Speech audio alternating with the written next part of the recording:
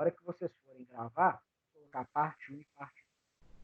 Bom, então eu dizia o seguinte, quando eu comecei a estudar a obrigação tributária e falei, olha, aquilo que nós estudamos lá atrás, introdução ao estudo de direito, da norma do Kelsen, né, é relevante para você entender.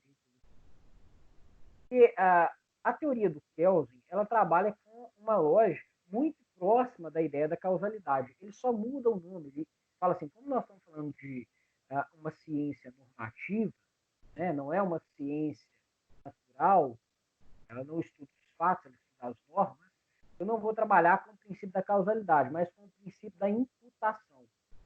Então, o princípio da imputação, ele é uma derivação do princípio da causalidade. Para toda causa, né, eu terei uma consequência, mas uma consequência jurídica. E a consequência jurídica para Kelsen é a sanção, beleza? Então, ele vai estruturar a norma dentro daquela estrutura, né? Se é A, deve ser B. E se é A, está no campo dos fatos, isso para ele não é tão relevante, o que importa para o Kelsen é o dever ser, né? E o dever ser está exatamente do direito e é exatamente o estudo da sanção. Bom, o dever ser é a manifestação da sanção, né, do caráter coercitivo, sancionador, impositivo do direito.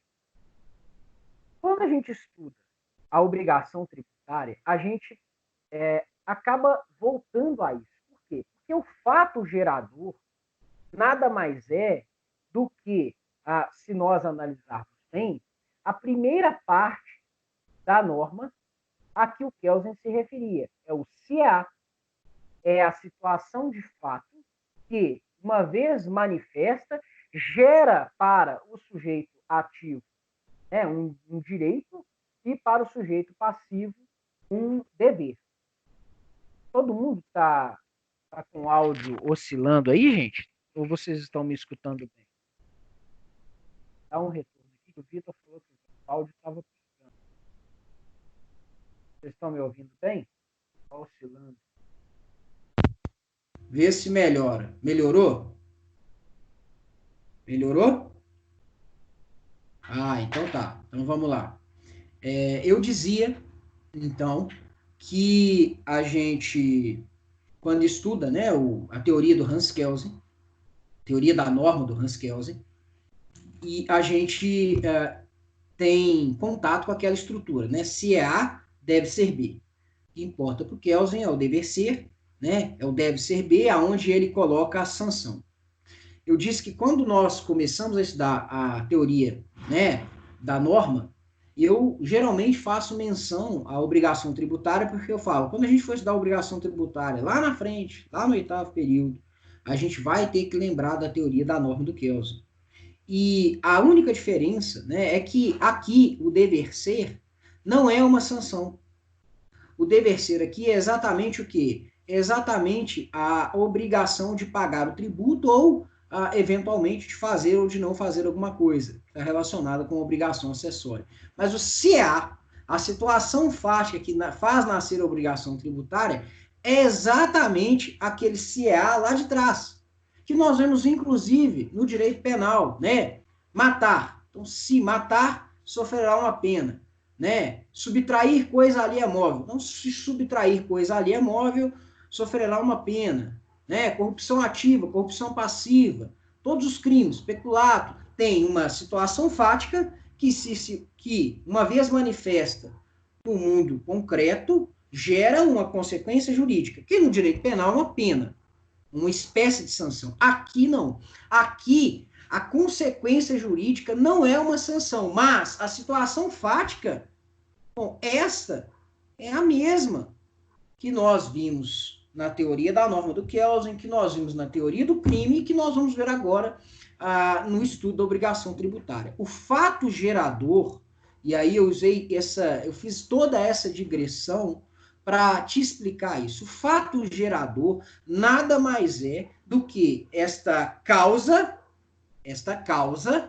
esse CA, essa situação de fato que uma vez manifesta no mundo concreto, no mundo da vida, uma vez ocorrida, gera para alguém uma obrigação e faz nascer para outrem um direito de receber algo. Né? No caso da obrigação tributária, de receber o pagamento de uma prestação pecuniária. Esse é o fato gerador. É a causa da obrigação tributária. Tá?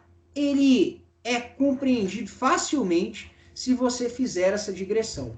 Muita gente se complica aqui porque começa a imaginar que apenas e tão somente a descrição abstrata na norma configure o fato gerador. Mas eu fiz uma distinção logo quando nós começamos a estudar esse tema entre hipótese de incidência e fato gerador. A hipótese de incidência é a descrição abstrata do fato gerador. O fato gerador é um fato concreto, um fato que efetivamente acontece e que gera obrigação tributária. Por isso é que ele é a causa da obrigação tributária, entenderam? Veja, sujeito ativo, sujeito passivo. A obrigação, né, que é relacionada a uma prestação, né, prestação de dar, fazer ou não fazer, e a causa é o fato gerador, beleza? O fato, ele é um fato impunível, uma situação concreta que confere materialidade à hipótese de incidência, como eu acabei de explicar para vocês aqui, ó. Ele pode estar previsto em lei ou em legislação tributária, pelo que estas são vistas como objetos mediatos da obrigação tributária. Bom, o que eu quero dizer para vocês aqui? Entendam. Não é a lei, nem a legislação tributária que fazem nascer a obrigação tributária.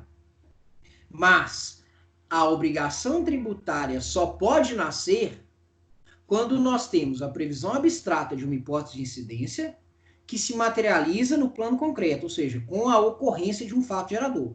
Então, se o fato só se torna fato gerador porque há uma lei ou uma legislação tributária que o prevêem como tal, né, eu só posso, então, me referir a uma obrigação tributária se, em última instância, eu tenho lei ou legislação tributária com previsão do fato gerador, concordo? Por isso é que eu falo, a causa imediata da obrigação tributária é o fato gerador.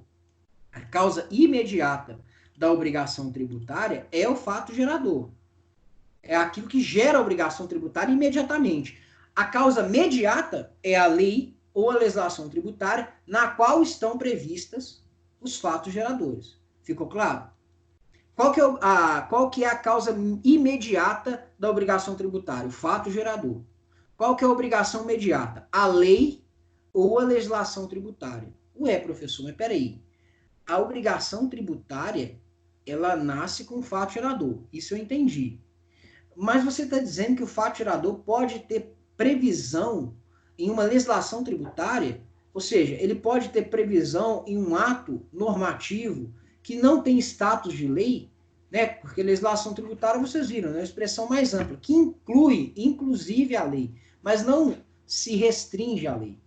A resposta é sim, o fato gerador, ele pode ter previsão numa legislação tributária, mas, cuidado, porque aqui eu preciso de uma distinção que é relevante. Olha aqui, eu estou projetando para vocês aqui, ó. O fato gerador de uma obrigação principal, ele necessariamente tem que estar previsto em lei. Artigo 114 do CTN. Se você estiver com seu Código Tributário aí, Código Tributário Nacional, abra no artigo 114, o artigo que nós vamos ler nesse momento, tá bom? Então eu vou dar um tempinho para você abrir o Código Tributário que você tem aí na sua casa, no artigo 114. Por favor, abra aí. Diz assim o artigo 114, né, que o Vitor já colocou aí para a gente. Fato gerador da obrigação principal é a situação definida em lei como necessária e suficiente à sua ocorrência. Ou seja, é a situação de fato que está prevista em lei e que faz nascer a obrigação tributária. A obrigação principal, que é uma obrigação de natureza pecuniária, né, a obrigação de pagar o tributo, ela tem que ter necessariamente uma lei que preveja este fato gerador. Então, a causa mediata da obrigação principal é a lei tributária. E isso em homenagem ao quê?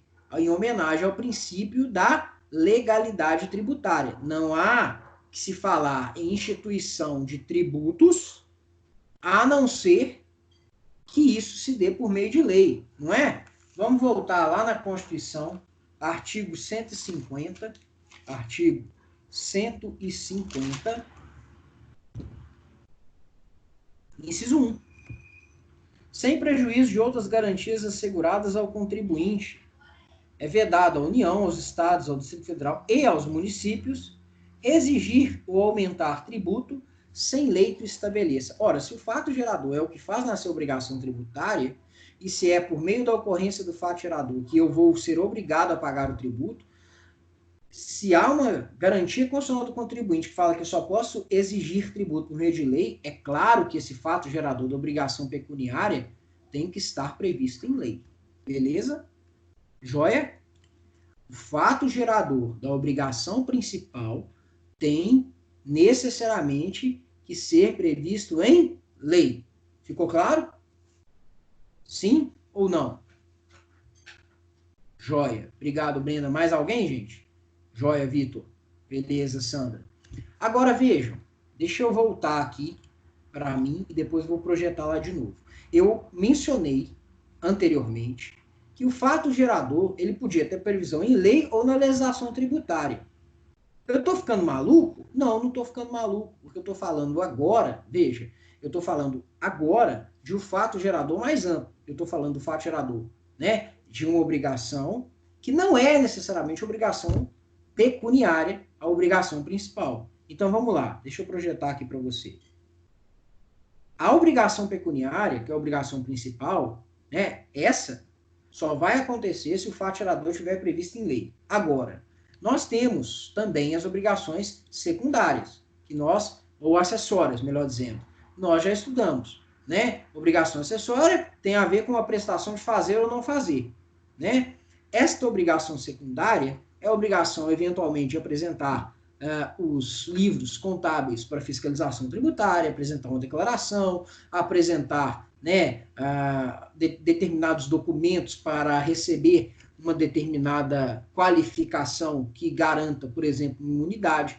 Isso é obrigação secundária. Essas obrigações estão relacionadas à atividade de fiscalização tributária, principalmente. Estas obrigações podem ter previsão em legislação tributária, não necessariamente em lei. Há regulamentos importantes, né, do direito tributário que tem status, ora de decreto, ora de portarias, que não tem status de lei, mas que criam obrigações acessórias. E aí eu faço referência ao artigo 115 do Código Tributário Nacional. Acompanhe a leitura aqui comigo. O artigo 115 do Código Tributário Nacional está projetado aí para vocês na tela que eu estou compartilhando.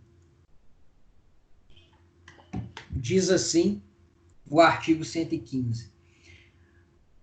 Fato gerador da obrigação acessória é qualquer situação que, na forma da legislação aplicável, impõe a prática ou abstenção de ato que não configure obrigação principal. Vejam, aqui, gente, aqui é preciso destacar que a obrigação acessória, ela pode ter previsão em ato normativo que não seja lei, mas ela também pode ter previsão na lei. Isso tem que ficar claro.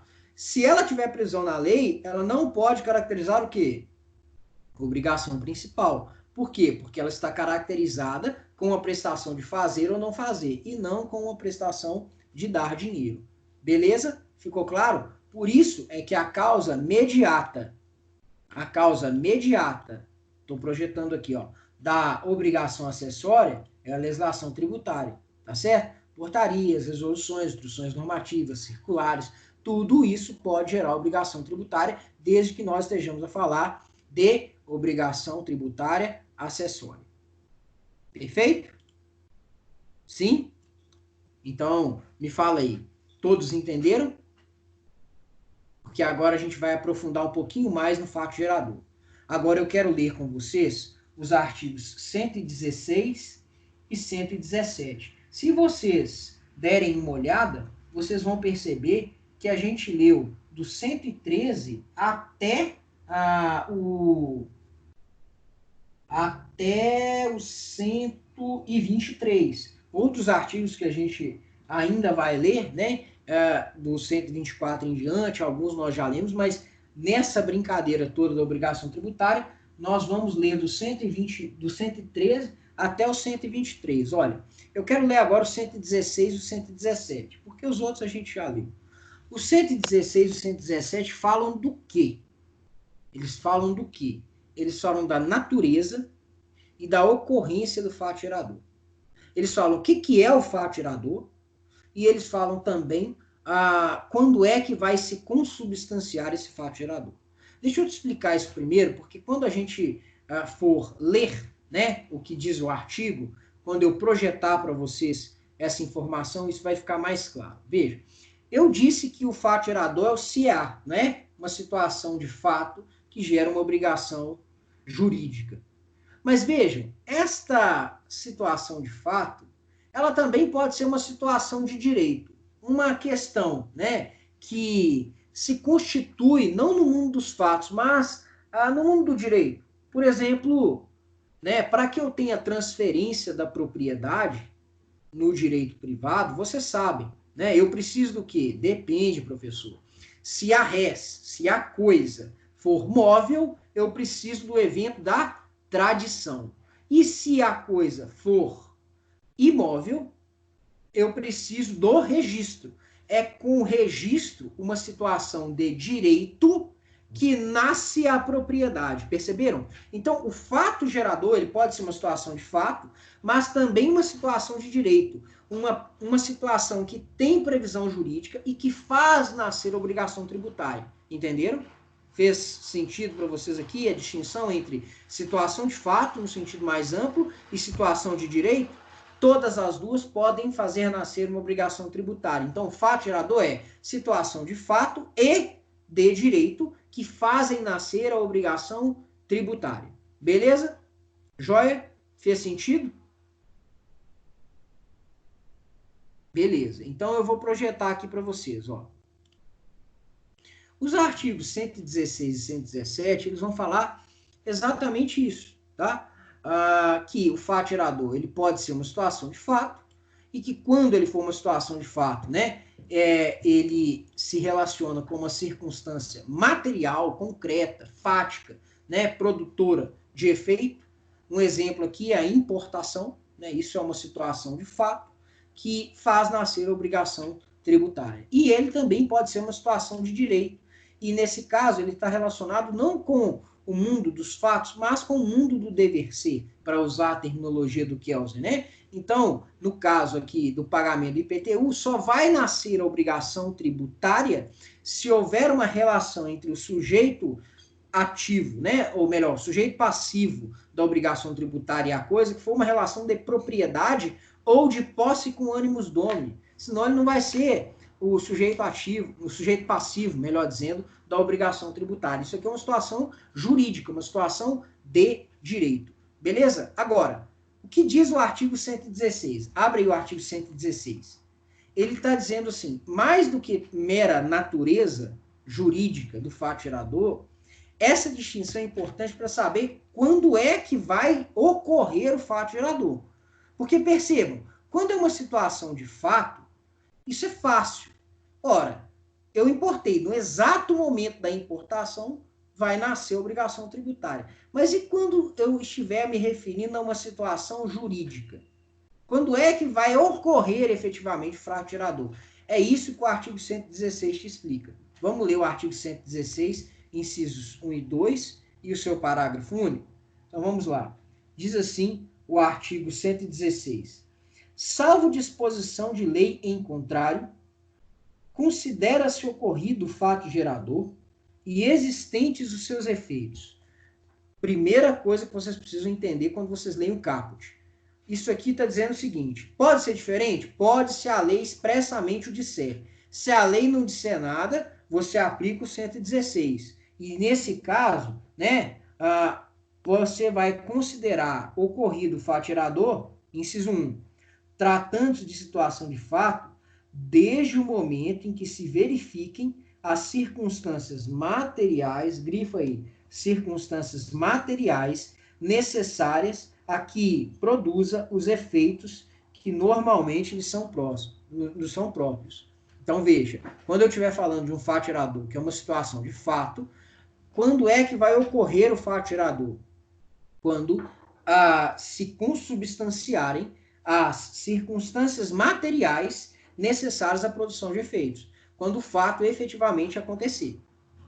Para que aquele fato ocorra, eu tenho que ter o evento material. Vou fazer uma analogia aqui para vocês entenderem. Né? Pensa no tipo do homicídio. Matar alguém. Quando é que efetivamente você vai ter consubstanciado aquela situação de fato? Quando efetivamente um sujeito matar outrem. Para matar, o que eu tenho que ter? Eu tenho que ter alguém, né, perdendo a vida por ato, né, de outrem. Um ato comissivo, em regra, mas pode ser que seja também omissivo, né? Os delitos que nós chamamos, né, de delitos comissivos, como é que é, gente? Como é que é a classificação aqui? Delitos comissivos por omissão, não é isso?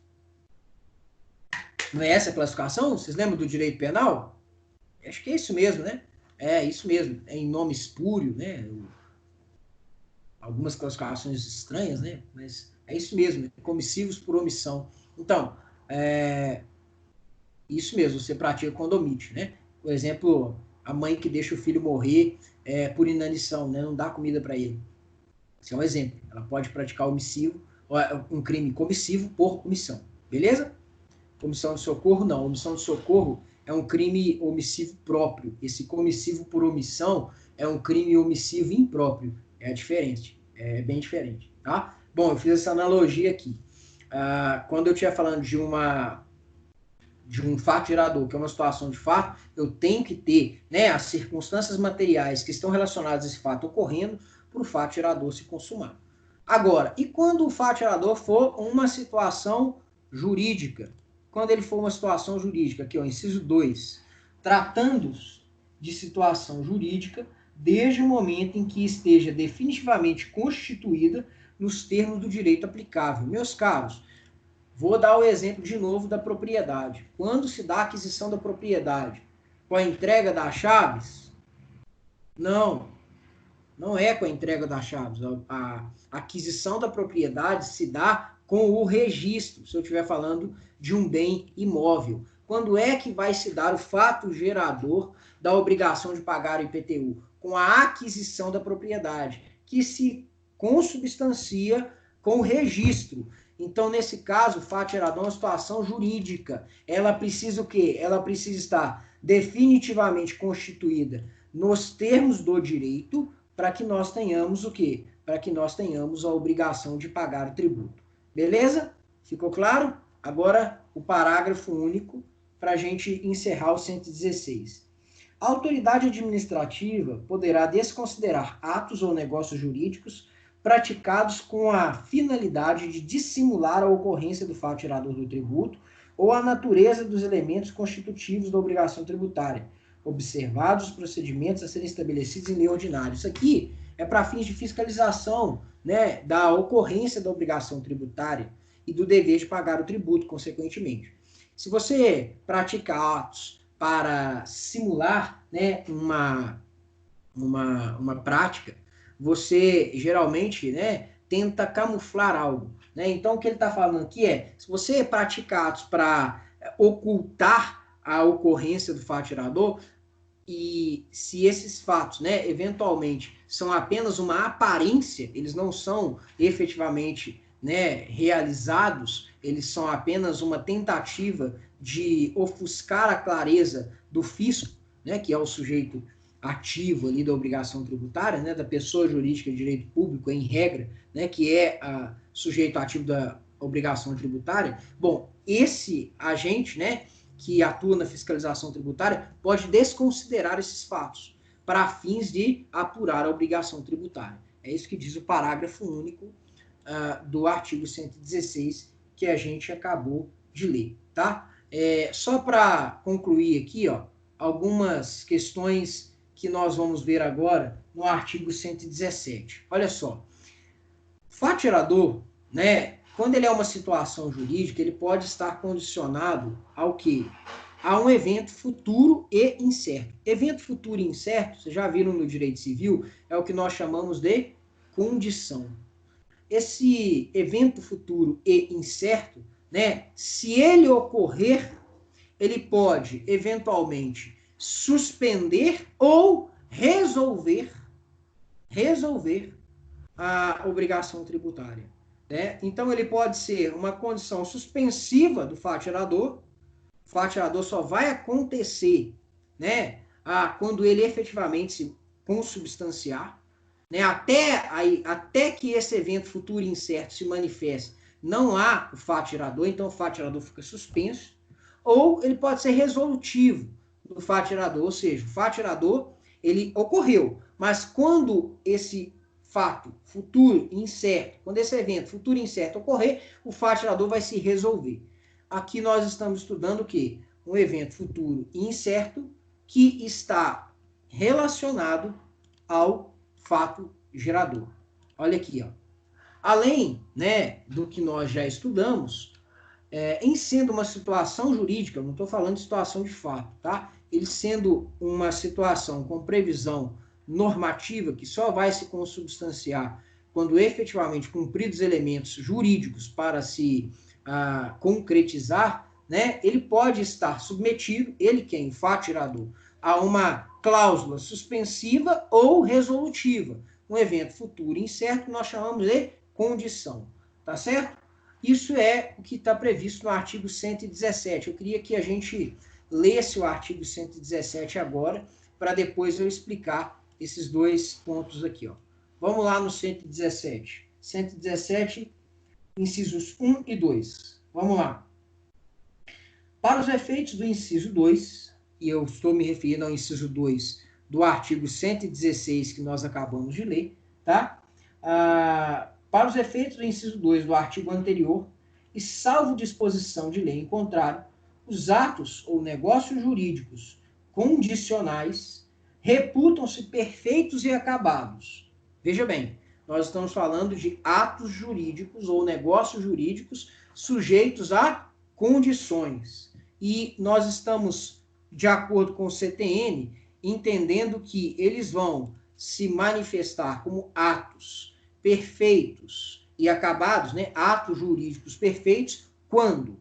Aí é que nós vamos ler os incisos 1 e 2. Cuidado, mais uma vez, há uma previsão aqui, ó, salvo disposição de lei em contrário. Significa, se eu tenho uma lei específica que dispõe de maneira diferente, aí eu vou operar aqui de acordo com aquele critério de solução de antinomias, né? Lei especial revoga a lei geral naquilo que é com ela contrária. O Código Tributário Nacional, nesse aspecto, é uma norma geral em relação a uma lei específica que eventualmente preveja essa situação de forma diversa, tá bom? Mas se não houver uma lei tratando desse assunto, aí nós teremos o quê? Nós teremos que respeitar o Código Tributário Nacional. E nesse caso, para eventos, né, para fatos geradores, caracterizados como situação de direito, sujeitos a condições, o fato gerador vai ser considerado perfeito e acabado quando? Sendo suspensiva a condição desde o momento de seu implemento. Deixa eu voltar aqui para te explicar isso de novo. Olha só. Olha só. O fato gerador, ele é uma situação de direito, né? Por exemplo, a aquisição da propriedade ou uma doação, tá? Que vai fazer nascer a propriedade.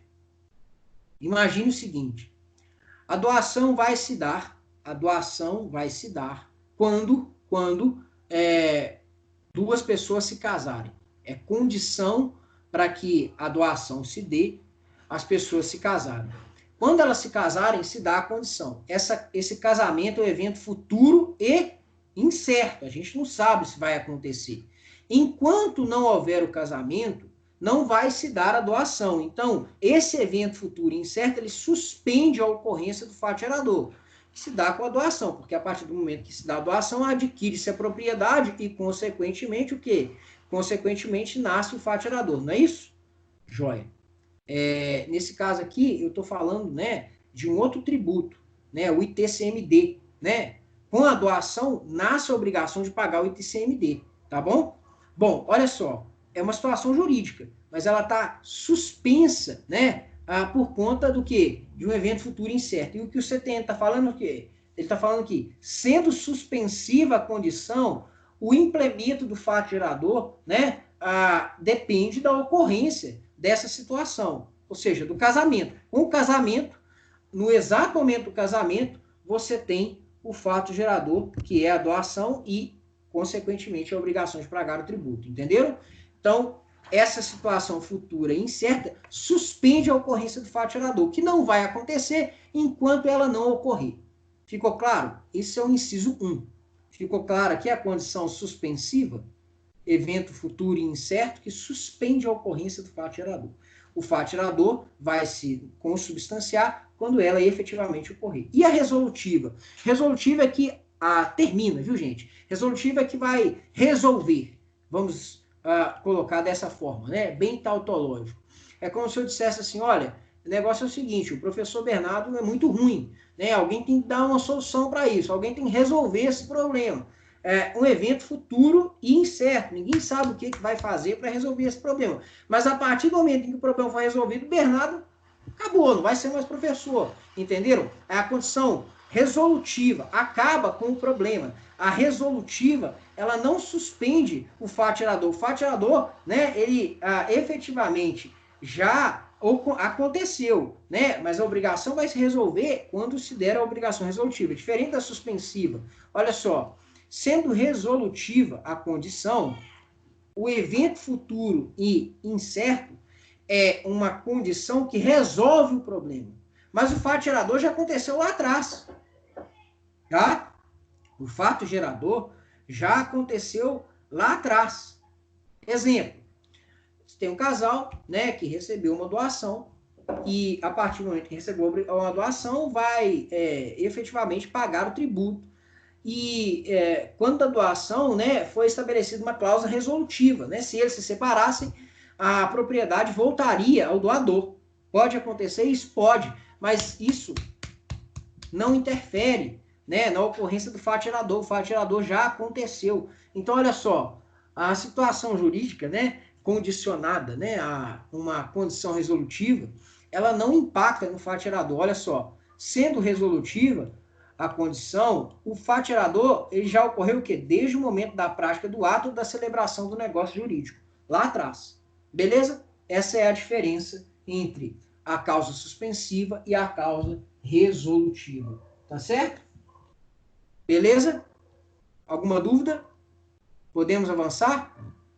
Eu vou terminar a aula falando de uma classificação dos fatos geradores e explicando um pouquinho do domicílio tributário, tá? Com relação à classificação dos fatos geradores, isso aqui é uma coisa que não tem muito segredo, não, né? Fato gerador pode ser instantâneo. Deixa eu compartilhar com vocês. O fato gerador pode ser instantâneo ou simples. Isso aqui é o seguinte, vou te dar um exemplo, né?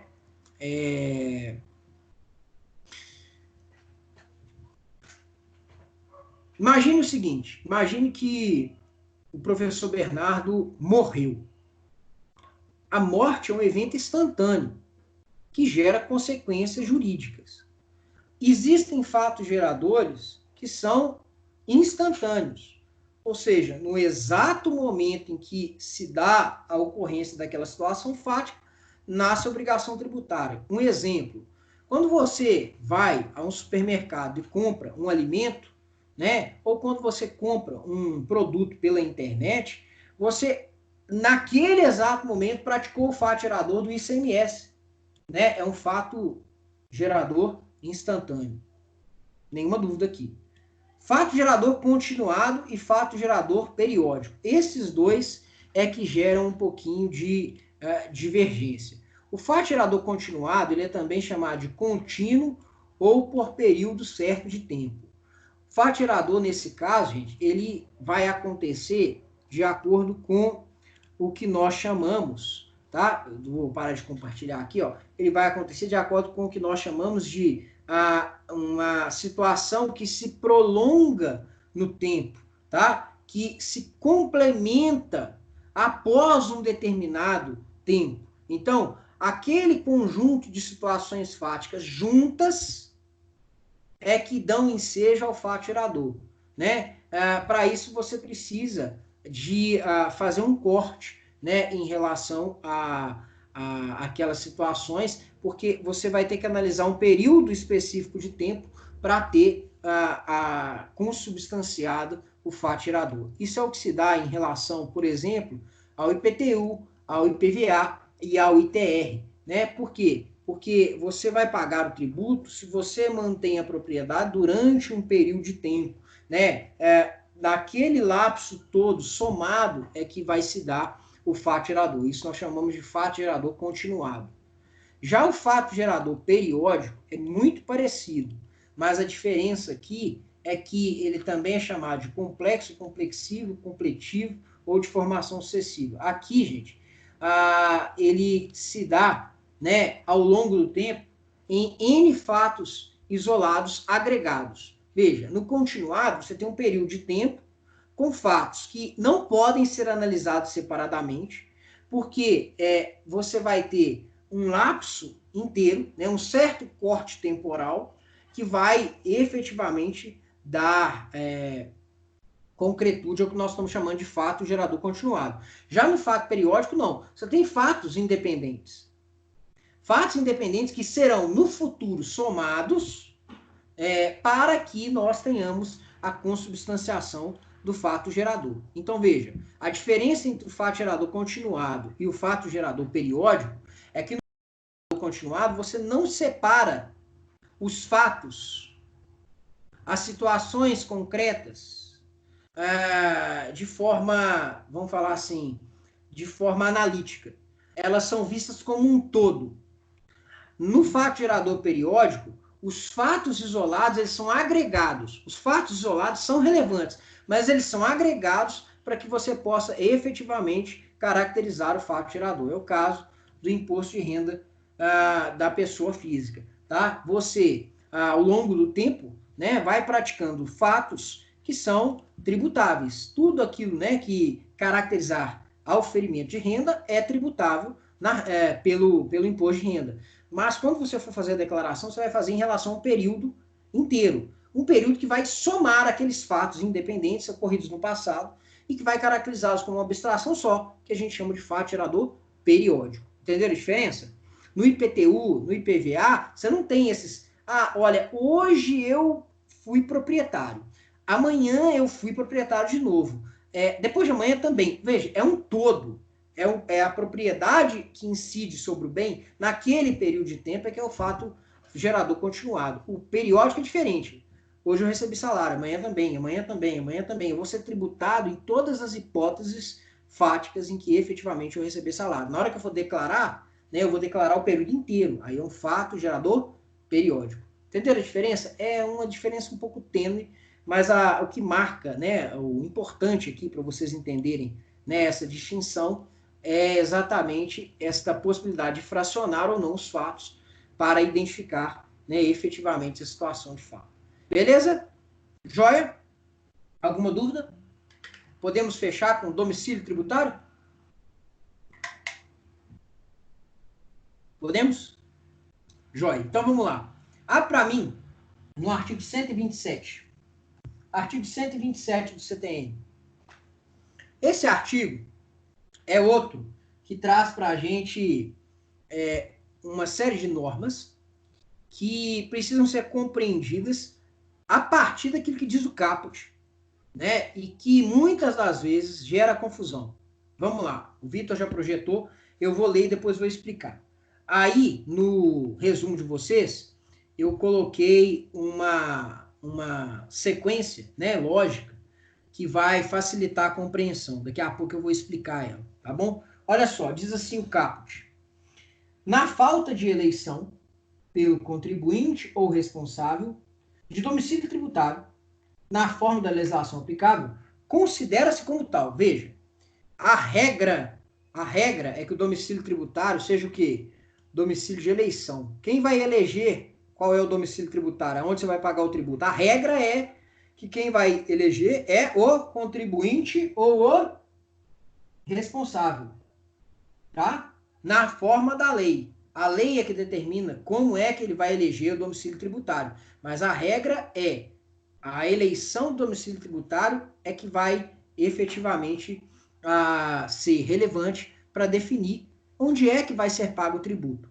Eu não posso livremente escolher isso, eu tenho que escolher o domicílio tributário de acordo com aquilo que a lei me determina, tá? Mas isso é importante. Agora, se eu não escolher, ou seja, na ausência de eleição, é que você vai aplicar o 127, incisos 1 e 3. É na ausência de eleição que eu vou aplicar o 127, inciso 1 a 3. Então, vamos lá. Diz assim, o inciso 1. Então, se eu não eleger o domicílio tributário, eu, contribuinte ou responsável, nos termos da lei, o domicílio tributário vai ser considerado como tal, né? Quanto às pessoas naturais, sua residência habitual, ou sendo esta incerta ou desconhecida, o centro habitual de sua atividade, onde a pessoa reside, né? Ou onde ela exerce as suas atividades. Quanto a pessoas jurídicas de direito privado, ou as firmas individuais, o lugar da sua sede, ou em relação aos atos ou fatos que derem origem à obrigação, o de cada estabelecimento. Se for pessoa jurídica de direito privado, a sede, ou se você tiver diversos, né, estabelecimentos aonde efetivamente foi praticado o ato, né, onde eu estou falando naquele estabelecimento em si. Lá é que vai efetivamente ser considerado domicílio tributário. Inciso 3, quanto às pessoas jurídicas de direito público, qualquer de suas repartições no território da entidade tributante, né? Você sabe que as repartições nada mais são que órgãos. Os órgãos, efetivamente, né, podem ser considerados para fins de tributação, ou, se nós estivermos nos referindo efetivamente, né, à sujeição ativa, né, nós estamos considerando o órgão como um centro, né, de onde vai emanar uma decisão ou uma manifestação, mas que, em última instância, né, faz referência à pessoa jurídica. É só uma descentralização onde efetivamente ocorre, né, a manifestação de atos do agente público que fala, né, em nome da pessoa jurídica. Quando o agente fala, quando o órgão fala, fala a pessoa jurídica. Por isso, né, quanto às pessoas jurídicas de direito público, qualquer de suas repartições no território da entidade tributante. Parágrafo 1º. Quando não couber a aplicação das regras fixadas em qualquer dos incisos desse artigo, considera-se como domicílio tributário do contribuinte ou responsável o lugar de situação dos bens ou da ocorrência dos atos ou fatos que deram origem à obrigação. Ou seja, mais uma vez, norma subsidiária, né? Se você não aplicar o 127, incisos 1 a 3, aí você vai estudar o quê? As disposições do parágrafo 1º e do parágrafo 2º. O parágrafo 1º fala, você vai considerar como domicílio tributário o lugar da situação dos bens ou da ocorrência dos fatos ou atos que deram origem à obrigação. Parágrafo 2º. A autoridade administrativa pode recusar o domicílio eleito quando impossibilite ou dificulte a arrecadação ou fiscalização do tributo, aplicando-se, então, a regra do parágrafo anterior. Então, se eu escolho, né, um domicílio tributário que dificulta ou impede a tributação, a administração tributária pode desconsiderá-lo e considerar, para fins de domicílio tributário, o lugar da situação dos bens ou da ocorrência dos atos ou fatos, né, que dão origem à obrigação tributária. Nada complexo demais, tá bom? Última coisa que eu queria falar, tá? Na esfera criminal, eu já estou extrapolando um pouco a minha explicação, porque eu não estou falando mais especificamente, né, do âmbito da obrigação tributária. Isso aqui é só uma curiosidade, tá? Na esfera tributária, nós temos a regra do artigo 127. Na esfera criminal, a definição da competência para ação penal, gente, ela decorre da prática dos ilícitos penais tributários, né? Independe do domicílio fiscal. Não importa qual vai ser caracterizado como domicílio fiscal para fim de pagamento da obrigação tributária. O que importa é aonde efetivamente o fato aconteceu. Aí você segue as regras de competência, né, do direito processual penal. Beleza? Para saber efetivamente quem vai julgar a ação penal. Joia? Vocês sabem, né? Se vocês forem lá no CTN, no Código de Processo Penal, abre lá para mim, só para eu fechar. Artigo 70 do Código de Processo Penal, só para não ficar essa lacuna aberta, né? E, eventualmente, vocês não compreenderem toda a profundidade do que eu acabei de dizer, né? Não sei se vocês sabem, mas de acordo com o artigo 70 do Código de Processo Penal, que o Vitor acabou de projetar aí para a gente, a regra, né, é que o domicílio, é que a competência se defina a partir de onde aconteceu a consumação do fato. Né? Você tem exceções, mas essa é a regra geral, é a regra do caput do artigo 70. Então, pouco importa aonde está o domicílio tributário para fins de processamento e julgamento da ação penal referente a delitos tributários. Beleza? Joia. Com isso, a gente encerra a aula de hoje. Amanhã, gente, para quem chegou depois, eu não vou dar a aula no segundo horário. Por quê? Porque a gente vai ter uma palestra, né, das 8 às 9, sobre tributação internacional em tempos de pandemia. Vale muito a pena. Professora Raquel, quero que todos vocês estejam lá assistindo, tá? Usem o segundo horário para se organizar em relação ao trabalho, tá? A gente está em dia, a gente acabou a obrigação tributária e a partir da próxima aula, segunda-feira, a gente vai estudar responsabilidade tributária. Beleza? Espero que vocês tenham gostado e, no mais, qualquer dúvida, eu estou à disposição de vocês. Tá bom? Um abraço, gente!